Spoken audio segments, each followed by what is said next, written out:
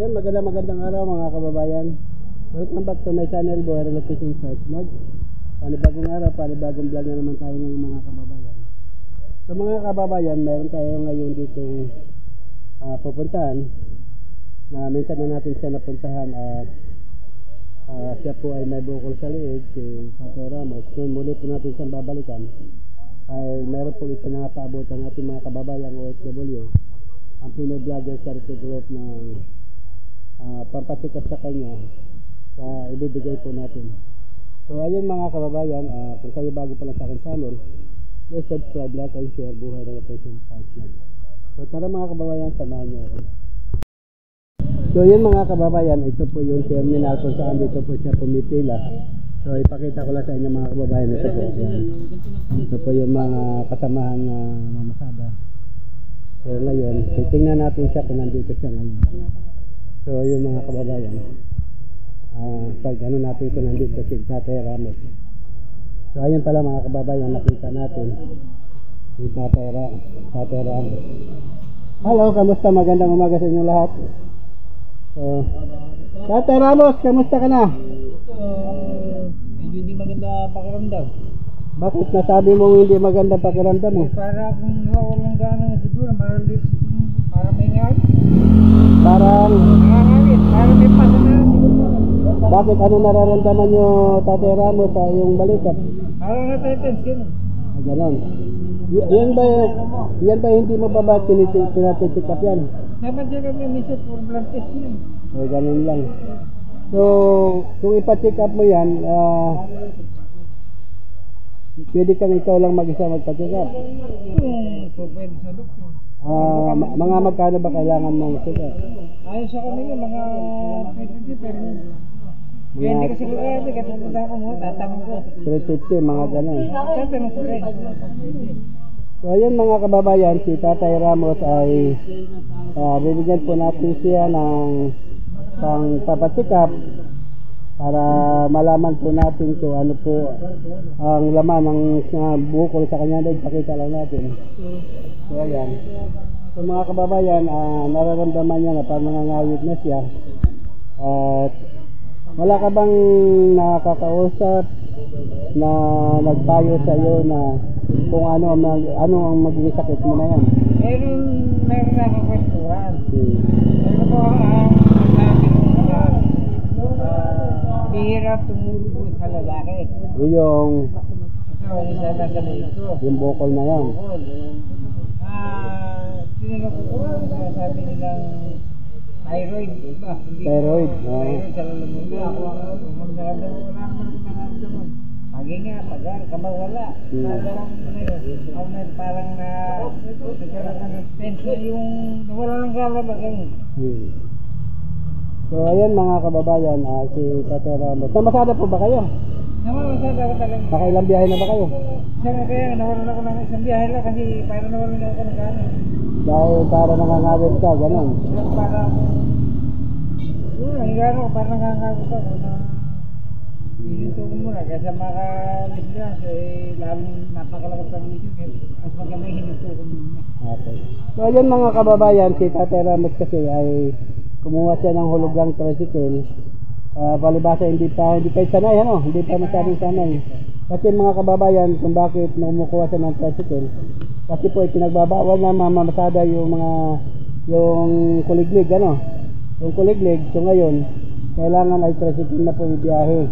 So kumuha siya ng tricycle. Ang problema naman ngayon, hindi pa siya sanay, nagpa-practice pa lang siya. Kaya kung minsan may nasagi kayo, huwag naman sana makakilinte, pero practice ka muna ng maigi, no? Ano ko lang dito, kaya kung pwede, diba, tinatag na kuliglig. Ano ba, nakarecover ng konti, kung marapatin na, yun muna gagamitin, dahil magkamera tayo, sige ko, marapatin na, dahil ka, yung isa hindi ko pag-amal. Kasi, hindi na gagawin yung araw-araw kong pangangailangan. Okay. So, ibig mo sabihin ay, hindi mo muna isauli yung sidecar mo, gagamitin mo muna yung kuliglig mo. Okay. So, ayan mga kababayan, at isa pa, ang kinasira ng kanyang pasada, nangangawit po ang kanyang braso dahil po sa naramdaman niya sa kanyang liig. So siguro mga kababayan, kailangan na maipa-check up nyo na, ano, Kuya Ramos, ano. So ngayon, kung kayo ba bibigyan ko ng pampacheck up, ay magpapacheck up po kayo ngayon. Saan ba nyo palak magpapacheck up? Okay, Kuya Ramos, sige, ganito. Magpacheck up kayo, bigay lang nyo kung magkano binayaran nyo. Tapos kung may resita kayo o kung anong findings. Kung kailangan kasi ng ipa-ultrasound, tingnan natin kung kung anong sabihin ng ating sponsor. Kung matulungan kayo sa ultrasound para maoperahan lang kayo. So ayun mga kababayan, si Tatay Ramos, ibibigay na po natin ang pera na pang papacheck up niya, na kasi ang sinasabi niya ay nasa more or less 350, pero bibigyan po natin siya ng 500, para lang mayroon pa siyang pamasahe pagkapunta roon. Okay? So malaman lang din natin, pero mga kababayan, kahit ko lang din po pasasalamatan ang nagpaabot sa inyo ng tulong, ang Pinoy Vlogger Charity Group, na pampacheck up sa inyo sa ngayon. Kaya maraming salamat po sa kay Rick, founder Rick Yam Vlog, nga siya po ang founder ng Pinoy Vlogger Charity Group, na at sa lahat po ng member ay na sila po ang magbibigay sa iyo ng pampacheck up. So ito mga Kuya Ramos, ito ay 500 yan. Ngayon kung mayroon po kayong mga resita, tingnan ko rin, resitahan kayo, pakita mo lang yung mo. Titignan ko lang po kung ano yung kalihin na po. Kaya mga kabayan, binigyan natin yung pera na pampacheck up niya. Kung anong nangyari, i-report ko pa rin. Opo, ipakita mo sa akin yung magkano ang nabayaran mo, tapos kung mayroon kayong resibo, baka mayroon tayong pambili pa ng gamot, ibigay mo sa akin. Kung kailangan na ipa-ultrasound ka, edi siguro titingnan natin kung anong sasabihin ko natin mga sponsor, para po matulungan kayo na para matanggal na yung bukol sa inyong liig, no?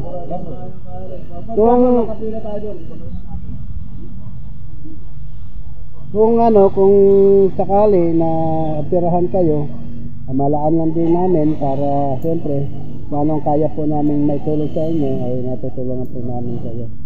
So siyempre pasasalamatan ko po ang nag-sponsor, ang Pinoy Vlogger Charity Group. Sila po ay nakapanood sa unang video nyo na naawa nga sila dahil sa laki ng bukol sa liig mo, na yun ay pag inoperahan, kasi mahirap yata operahan kasi pag ginilitan baka magilitan yung liig nyo. Parang ganun ba? Parang ganun, kaya medyo magalinlangan ka rin, baka baka mamaya sa liig. Asan ba sugat? Sa liig o din sa gilid?